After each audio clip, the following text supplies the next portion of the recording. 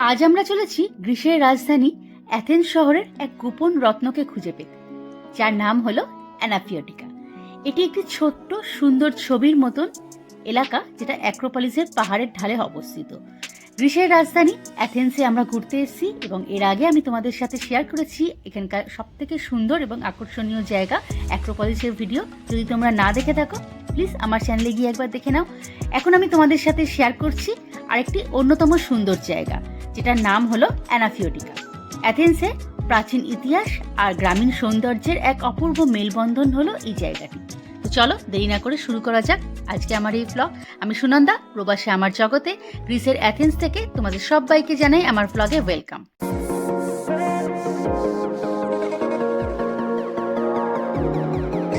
তারপর আমরা এবার চলেছি অন্য একটা সুন্দর জায়গা, সেটা একটা সুন্দর ভিলেজ। ভিলেজটার নাম কি সেটা অনিশ বলবে। এটা অ্যানাফিওটিকা নাকি নাম, মানে এটা হচ্ছে একটা সুন্দর নেইবারহুড জাস্ট অ্যাক্রোপলিসের নিচে, মানে এই রিজিয়নটাতে, ওল্ড টাউনটাতে। তো খুবই পিকচারের। তো আমরা ভাবছি যে ওখানে যাই, গিয়ে একটু ফটো তুলেই দেখি। মানে কর্নারগুলো আমি পিকচারে যা দেখেছি খুবই সিনেমাটিক, দেখে খুবই ভালো লেগেছে। তো অ্যাক্রোপলিস ঘুরে জাস্ট নামার পথেই এটা পড়বে, ডান দিকে আমরা টার্ন দিচ্ছি। তো আগের ভিডিওতে তোমরা দেখেছো অ্যাক্রোপলিস, আমি শেয়ার করেছি। না দেখে থাকলে প্লিজ একবার দেখে নাও। আজকে ভিডিওটা আমি শুরু করছি অ্যাক্রোপলিসের পর থেকে। অ্যানাফিওটিকা ঘুরতে যাওয়ার আগে আমরা একবার জেনে নিই এই অ্যানাফিওটিকার নামটি কোথা থেকে এসেছে এবং এই নামটির অর্থ কী। অ্যানাফিওটিকার নামটি এসেছে গ্রিসের আনাফি নামক একটা ছোট্ট দ্বীপ থেকে। অ্যানাফিওটিকা শব্দের অর্থ হলো আনাফি দ্বীপ থেকে আগতদের বসতি বা আনাফিদের লোকেদের পাড়া। এই এলাকায় 1900 শতকে আনাফি দ্বীপ থেকে আসা কিছু শ্রমিকরা বসবাস শুরু করে এবং তারা রাজপ্রাসাদ নির্মাণ কার্যের জন্য অ্যাথেন্সে এসেছিলেন। তাদের পছন্দের মতনই এখানে ঘরবাড়িগুলো বানানো হয়, সাদা এবং ছোট্ট গলি, সুন্দর স্টাইলে এদের গাছপালা দিয়ে সাজানো সুন্দর সুন্দর বাড়ি। এটিকে বলা হয় আনাফি লোকদের তৈরি একটি ছোট্ট গ্রাম, যা শহরের মধ্যেই দ্বীপের স্বাদকে এনে দেয়। অ্যানাফিওটিকা হলো গ্রিসের রাজধানী অ্যাথেন্স শহরের প্লাকা এলাকার একটি ছোট্ট এবং মনোরম পাড়ার নাম। এই অ্যানাফিওটিকা আসলে মনে হবে সুন্দর একটি ছোট্ট ছবির মতন আঁকা সুন্দর এলাকায় এসে পড়েছি। অ্যাক্রোপলিসের পাহাড়ের ঢালে অবস্থিত, আর দেখলে মনে হবে হঠাৎ করেই যেন গ্রিকের একটা দ্বীপে এসে পড়েছি। এখানকার মানুষরা তাদের দ্বীপের মতনই এখানের বাড়িঘরগুলি তৈরি করেছিলেন। এখানে সংকীর্ণ গলি, সাদা রঙের ঘরবাড়ি আর একদম অন্যরকম শান্ত একটা পরিবেশ। এটি শহরের মাঝখানে অবস্থিত হলো দেখে মনে হবে হঠাৎ করে কোনো দ্বীপে এসে পড়েছি। অ্যাক্রোপলিস থেকে নামার সময় ভালোই বৃষ্টি হয়ে গিয়েছে, তাই জন্য রাস্তাটা বেশ ভিজে। তো আমাদের কিন্তু হাঁটতে বেশ ভালোই লাগছে। গলির মাঝখান দিয়ে আমরা হেঁটে যাচ্ছি, সুন্দর সুন্দর বাড়ি, তার উপর সাজানো গোছানো, বেশ সুন্দর লাগছে রেস্টুরেন্টগুলো। তবে এই রেস্টুরেন্টগুলোতে বসে খাওয়ার ইচ্ছে হলেও তুমি কিন্তু সহজে চান্স পাবে না, কারণ এগুলো অলরেডি রিজার্ভ এবং প্রাইম লোকেশন বলে এখানে সবাই আগে থেকেই রিজার্ভ করে রাখে। এখন বিকেল 4টে বাজে, তো আমাদের এত তাড়াতাড়ি কোনো রেস্টুরেন্টে ঢুকে ডিনার করার ইচ্ছে ছিল না, তাই জন্য ভাবলাম একটু কেনাকাটি করি। তো পাশেই দেখলাম একটা সুন্দর দোকান, এখানে অনেক কিছুই রয়েছে। তো অনেক গড দেখছি, গ্রিসের গড সম্বন্ধে তো ইতিহাসের পাতায় পড়েছিলাম, তো সবকটা গডের সম্বন্ধে এখন মনেও নেই। তো আমরা যেখানে লোকটা আছে, লোকটাকে জিজ্ঞাসা করছি দোকানে যে কোন গডটা নেওয়া যায়, একটা গড আমরা নেব। তো দেখে খুবই সুন্দর লাগছে, ঘর সাজানোর জিনিস এখানে প্রচুর রয়েছে। তো দোকানটা ঘুরে দেখছি এবং তোমাদের সাথেও শেয়ার করছি যে গ্রিসের কত সুন্দর সুন্দর হাতের কাজ, কি নিখুঁত কাজ দেখো, ছোট ছোট জিনিসের মতো নিখুঁত করে কাজ করা। এই দোকানটায় অনেক অ্যান্টিক জিনিসও রয়েছে। এখন সামনে যে জিনিসগুলো দেখছি এগুলো কাঠের ওপর সুন্দর করে কাজ করা।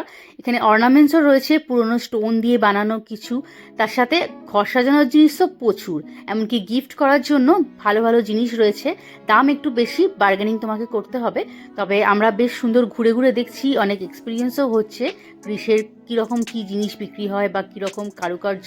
দেখো কত সুন্দর সুন্দর কাজ, হাতের নিখুঁত। তো হ্যান্ডক্রাফটের জিনিসও আমাদের খুবই পছন্দ। তো এখানে দেখি যদি কিছু কেনাকাটি করা যায়। তো ভদ্রলোকও খুব ভালো, খুব সুন্দর ইংলিশে আমাদের বুঝিয়ে বলছেন কোন গডটা কোন ঘরের জন্য রাখে বা কোনটার কি মিনিং, কোনটা রাখলে ভালো, কোনটা শুভ, কোনটা অশুভ, সব কিছুই উনি বুঝিয়ে বলছেন। তো অনিশের সাথে কথা বলছে, আমরাও একটা ডিসাইড করে নেব। ইচ্ছে আছে অ্যাথেনাকেই নিয়ে যাওয়ার। তো দেখা যাক কি পছন্দ হয় আলটিমেটলি। তবে সিটির মাঝখানে কিন্তু এরকম দোকান পাওয়া যাবে না। নর্মাল ম্যাগনেটের দোকান বা টুকটাক ছোট্টখাটো চাবি রিং টিং আমি দেখেছি, বা ওয়াল ম্যাট এরকম টাইপের, কিন্তু এই হাতের কাজ করা সুন্দর সুন্দর জিনিস এর জন্য কিন্তু তোমাদের একটু ভিলেজের দিকে ঢুকতে হবে, যেখানে ছোট্ট করে একটা বা দুটো দোকান থাকে, সেখানে তুমি এরকম অ্যান্টিক কিছু জিনিস পাবে। দেখো এখানে কি সুন্দর ইউনিক জিনিসগুলোর কাজগুলো। তো এইগুলো হচ্ছে স্টোনের।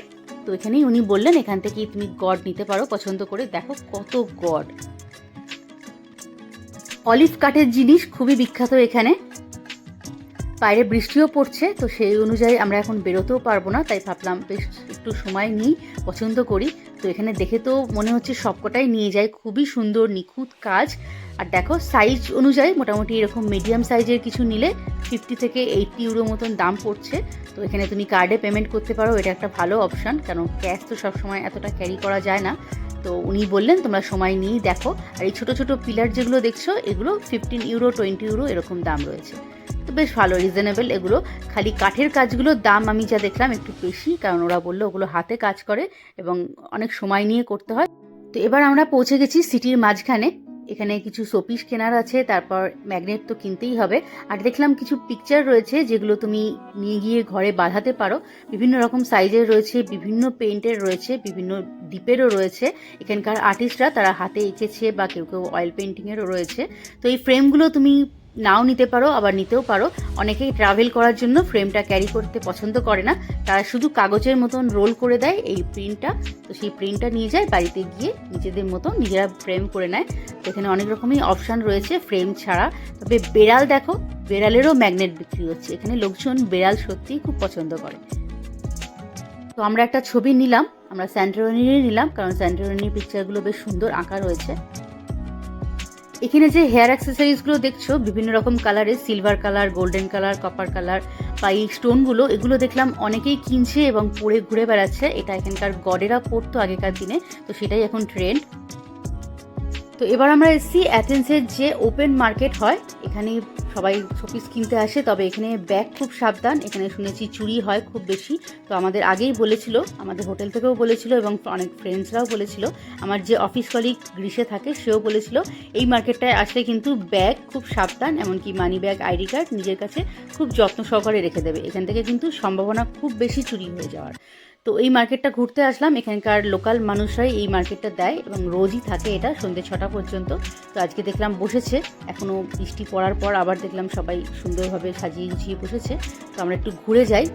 খুব একটা ভিড় নেই, তবে মোটামুটি যা ভিড় থাকার বৃষ্টি থামার পর সেরকম ভিড়ই রয়েছে। তো এখন দেখি এখানে কিছু পাওয়া যায় কিনা, বন্ধুদের জন্য কিছু গিফটস কিনতে হবে।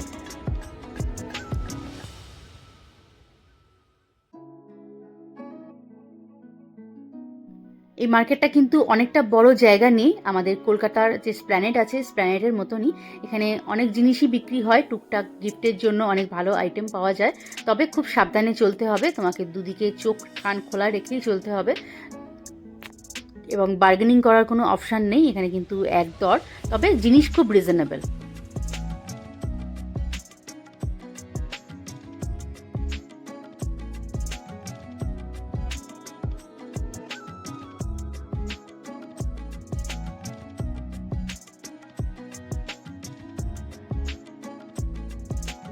এই দোকানটা বাইরে থেকে দেখে খুবই সুন্দর লাগলো। এখানে অনেক রকম স্টোন, অনেক কিছুই রাখা রয়েছে যেগুলো থ্রেড দিয়ে তুমি হাতের জন্য বা গলার জন্য বানিয়ে পড়তে পারো।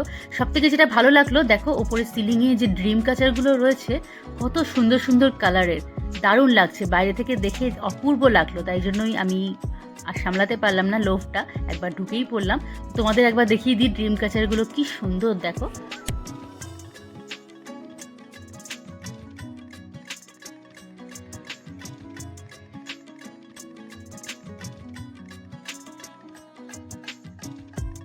আর এই স্টোনটা হচ্ছে গ্রিসের একদম ফেমাস, মানে সবাইকেই দেখছি অলমোস্ট ব্যাগে কেউ ঝুলিয়ে ঘুরছে, কেউ গলায় পড়েছে, কেউ দেখলাম কানে পড়েছে, তো অ্যাক্সেসরিজ হিসেবে ইউজ করছে অনেকে। তো এটা এখানকার ফেমাস স্টোন। আমিও কিছু নিয়ে যাব, জ্যাকের জন্য তো একটা নেবই, প্লাস আমার জন্যও নেব। দেখো এখানে নেকলেস থেকে শুরু করে সব কিছুই রয়েছে, এমনকি পুঁথি রাখা রয়েছে, তুমি নিজের মতন পছন্দ করে বানিয়ে নিতে পারো। কেনাকাটি কমপ্লিট। এবার আমাদের ডিনারের জন্য কোথাও একটা বসতে হবে। তো অলরেডি 6:30 বাজে, সন্ধ্যে 8টার মধ্যে খাওয়াটা কমপ্লিট করতে হবে, তাহলে আমরা আশেপাশে টুকটাক আরও কিছু কেনাকাটি করতে পারবো, যেটা আমাদের ঘরে ব্রেকফাস্টের জন্য নিতে হবে কালকে। প্লাস ঘরে জলও কিনতে হবে, জল নেই। তো এখন আমরা যে দোকানটায় ঢুকেছি, একদম অথেন্টিক ডিশ পাওয়া যায় এখানকার গ্রিসের। তো দেখো ট্র্যাডিশনাল ফুড যেটা, সেগুলোই আমরা চেষ্টা করব খাওয়ার। তবে প্লেটগুলো দেখে মনে হচ্ছে একজন শেষ করতে পারে। অনিশের প্রচণ্ড খিদে পেয়েছে, ও বললো একটা গোটা প্লেটই নেবে, ও শেয়ার করবে না, বাট আমারটা তো আমাকে শেয়ার করতেই হবে। এই দেখো কতটা করে দিয়ে গেছে, কোয়ান্টিটি তো বেশ। এটা হচ্ছে অনিশের প্লেট, অনিশেরটা ল্যাম দেওয়া রয়েছে আর আমারটা চিকেন।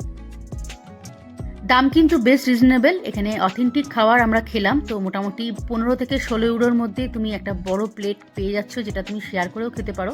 তো খাওয়ার পর বেশ কিছুক্ষণ ওয়েট করে এবার আমাদের মনে হয়েছে একটু আইসক্রিম না হলেই নয়। সামনে একটা দেখছিলাম খুব সুন্দর আইসক্রিম এবং কেকের দোকান, তো অনেকেই কিনছে দেখলাম। তো আমাদেরও লোকটা আমরা সামলাতে পারলাম না, ভাবলাম একটু ট্রাই করে দেখি। খাওয়ার পর মিষ্টি কিছু হলে মন্দ হয় না। তো এখানে দেখো এসছি, কত রকমের মিষ্টি পাওয়া যাচ্ছে, দেখে মনে হচ্ছে আমাদের কলকাতার মিষ্টির দোকানে ঢুকেছি। তবে এখানে এসে যেটা বুঝলাম, এদেরও খাওয়া দাওয়ার মোটামুটি হ্যাবিটটা আমাদেরই মতন, মানে এরাও অনেক বেশি খায় এবং ঝাল খেতে পছন্দ করে, পেঁয়াজ খায় সব কিছুতে। তারপর এরকম মিষ্টি খাওয়ারও অনেক রকম হ্যাবিট আছে, অনেক রকম খাবারই দেখলাম যাতে এরা মিষ্টি দেয়। তো এরা খেতে ভালোবাসে, দেখে যা মনে হলো এরা খাওয়াটা পছন্দ করে এবং খেতে ভালোবাসে, এবং বিভিন্ন রকমের টেস্টের খাবার এরা পছন্দ করে খেতে। তো সেই জন্য মানে আমাদের জার্মানদের মতন নয় যে একটা স্নিকচেল বা একটা আলু কিছু প্রিপারেশন দিয়েই পেট ভরে গেল, এরা কিন্তু ডিফারেন্ট টাইপের ডিশ রাখে। তবে এখানে এসে যা বুঝতে পারলাম, এরকম ট্র্যাডিশনাল কিছু খাবার দাবার খেলে মোটামুটি খাবারটা খুবই রিজনেবলের মধ্যে সেরে ফেলতে পারবে, খাওয়ার পেছনে বেশি খরচা হবে না। তবে রেস্টুরেন্টের লোকগুলো খুবই ফ্রেন্ডলি, এখানে সবাইকে জিজ্ঞাসা করে নিচ্ছে, যেহেতু বুঝতে পারছি আমরা ট্যুরিস্ট, যে কীরকম ঝাল পছন্দ করো, কীরকম মিষ্টি পছন্দ করো, সেই বুঝে খাবারটা প্রিপেয়ার করে দিচ্ছে। খাওয়া দাওয়া হয়ে গেছে, এখন মোটামুটি 7:45 মতন বাজে রাত্রি। তো এখনও বাইরে দেখো লোকজন ভালোই ঘোরাফেরা করছে। তো আমাদের ইচ্ছে আছে এত তাড়াতাড়ি আমরা হোটেলে ঢুকবো না, সিটিটা রাত্রের আলোতে দেখতে কেমন লাগে, সিটির ভাইবটা সেটাও আমরা একটু ফিল করব। তো সেই জন্য আমরা এখন অ্যাথেন্স সিটিটাকে এক্সপ্লোর করতে বেরিয়েছি। দোকানপাট খোলা রয়েছে, লোকজনও রয়েছে, তো সেই জন্য ভালোও লাগছে দেখতে। বৃষ্টিটা হওয়ার পর ওয়েদারটা একটু ঠান্ডা হয়েছে বটে, কিন্তু আমরা বেশ ভালো সুন্দর এনজয় করছি। তো চলো পুরো সিটিটাকে একবার ঘুরে দেখি রাতের অন্ধকারে কেমন দেখতে লাগছে। এখানে রাস্তাগুলো বেশ ন্যারো, কিন্তু সিটিতে যেহেতু ট্যুরিস্ট খুব বেশি চলাফেরা করে, সেই জন্য সব জায়গাতেই মোটামুটি ট্যাক্সি ঢোকে। তো এই দেখো এখানকার ট্যাক্সিগুলোও কিন্তু ইয়েলো কালারের হয় এবং নেম প্লেটগুলোও ইয়েলো কালারের। তো দেখে তো মনেই হচ্ছে কলকাতার কাছাকাছিই রয়েছি, কলকাতাতেও এরকম ইয়েলো কালারের ট্যাক্সি দেখতাম, তো অনেক দিন পর দেখলাম, দেখে বেশ ভালো লাগছে। তো ফেরার সময় আবার সেই জায়গাটাই পড়ছে যে সকালবেলা চার্চটা তোমাদের সাথে শেয়ার করেছিলাম। তো একবার দেখে নিই রাতের অন্ধকারে কীরকম সাজিয়েছে। ভেতরে লাইটটা জ্বলার পর খুব সুন্দর দেখতে লাগছে, এখানকার শেডটাও আমার বেশ পছন্দ হয়েছে। দেখো ইয়েলো কালারের মধ্যে কত সুন্দর কাজ করা, এখানকার কাজগুলো, হাতের কাজগুলো সত্যিই খুব সুন্দর। দেখো ফটোগুলোর গায়েও কি সুন্দর কাজ করা এবং হাতে আঁকা যা মনে হচ্ছে দেখে, তো আমার তো ভালোই লাগছে। যদিও একটুখানি অন্ধকার, জায়গাটা ছোট, কিন্তু বেশ সুন্দর, দেওয়ালগুলোও খুব সুন্দর সাজানো গোছানো। তো ভালোই হলো গ্রিসে এসে এখানকার চার্চ কীরকম হয়, ভেতরটা কীরকম দেখতে হয় এবং বাইরে থেকেও কীরকম লাগে সেটাও দেখা হয়ে গেল। এই চার্চটা কিন্তু সিটির একদম মাঝখানে, অ্যাথেন্স সিটির একদম প্রপার লোকেশনে হওয়ার জন্য এখানে দেখলাম বেশ ভিড় হচ্ছে, আর অনেকেই যাওয়া আসার পথে এখানে ভিজিট করছে, ট্যুরিস্টরাও আসছে। তো এটা অনেক পুরনো চার্চ, দেখেই বোঝা যাচ্ছে। কাজগুলো দেখো কি সুন্দর, এখনো পর্যন্ত কি সুন্দর মেনটেন করে রেখেছে নিখুঁতভাবে।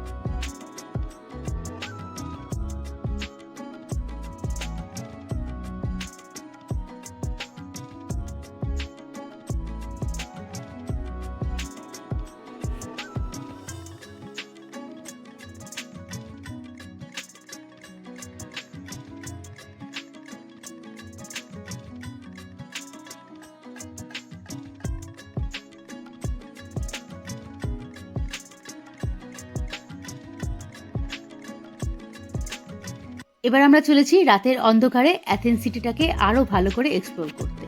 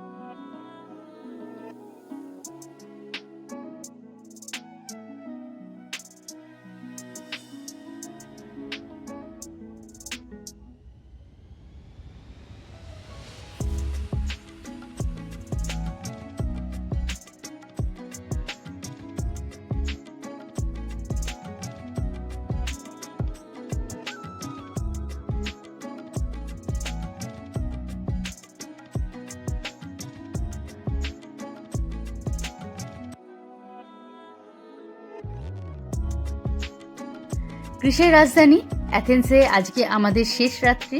কালকে আমরা রওনা হচ্ছি অন্য একটা জায়গার উদ্দেশ্যে। গ্রিসেরই সুন্দর একটা দ্বীপে পৌঁছে যাব এবং সেখান থেকে তোমাদের সাথে শেয়ার করব সেই জায়গাটা কেমন দেখতে লাগে। তো কেমন লাগলো আজকের এই ভিডিওটা প্লিজ দেখে জানিও। ভালো লাগলে একটা লাইক করে দিও প্লিজ। ফ্রেন্ডস ও ফ্যামিলির সাথেও শেয়ার করতে ভুলো না। আর যদি তোমরা নতুন হয়ে থাকো আমার চ্যানেলে, প্লিজ চ্যানেলটা একটু সাবস্ক্রাইব করে দিও। দেখা হচ্ছে তোমাদের সাথে গ্রিসের অন্য আরেকটা ভিডিওতেই। খুব শিগগিরই আমি আসছি, তার জন্য চোখ রেখো আমার চ্যানেলে। Till then, take care and bye by.